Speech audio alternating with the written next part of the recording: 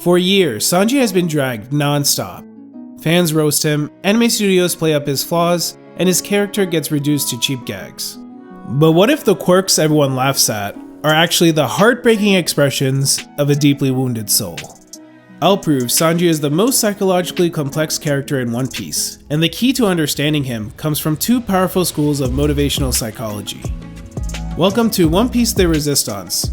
I will explore how unmet needs in childhood shape everything, how characters respond to threats, cope under pressure, interact with social systems, and ultimately, what drives their growth towards self-actualization.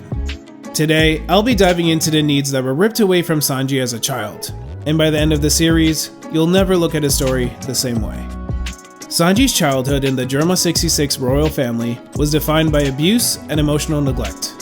His brothers were enhanced through genetic engineering to be emotionless soldiers, while Sanji was considered a failure for lacking this advancement.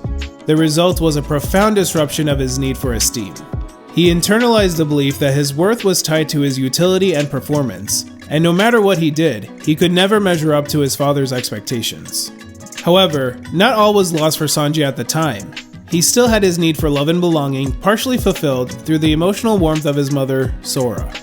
Sora gave him a space to love and be loved, and through his cooking, Sanji learned to express affection, a gesture his mother cherished and deeply felt. Yet the tragic death of Sora tore away his last meaningful bond, plunging him into loneliness and leaving scars that would shape his hypersensitivity to women and his lifelong idealization of maternal care.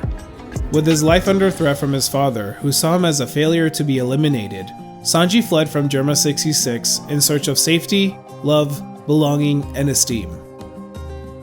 Sanji eventually escaped to a passenger ship, working as a cook's apprentice in hopes of finding safety and stability. However, that pursuit of security collapsed when the ship was attacked by pirates and wrecked, leaving him stranded with Zeph. In trying to protect his safety, Sanji instead lost it completely, and even his most basic physiological needs were pushed to the brink as he endured prolonged starvation. Enduring starvation became one of Sanji's most defining traumas, and it's that very experience that drives him to anchor himself at the Baratie at the beginning of his story.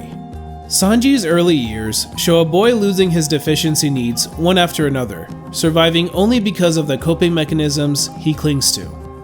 In the next video, we'll explore these survival strategies, how he used them to temporarily meet his childhood needs, and how letting go of these coping mechanisms hint at the ways Sanji grows later in the story.